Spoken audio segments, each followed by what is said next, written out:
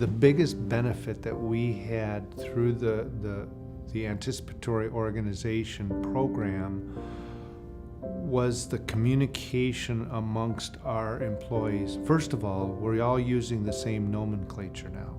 If I were to walk down the hall and I grabbed somebody and said, what's the difference between a hard trend and a soft trend?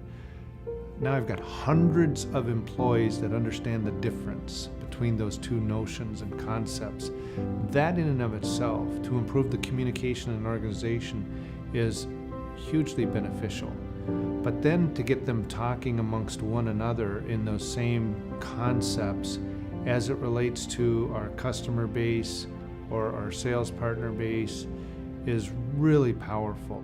We've unleashed a new tool to the organization, quite frankly.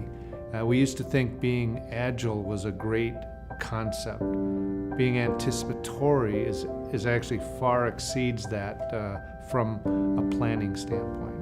When you build a culture around that, where you have that many people involved, it's unleashing a lot of power.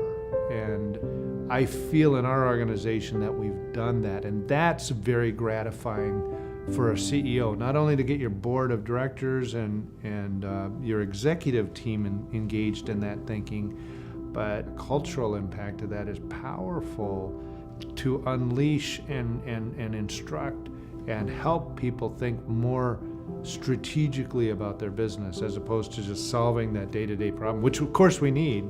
That's the whole thing on execution, but giving them a tool to think at a much higher level is powerful.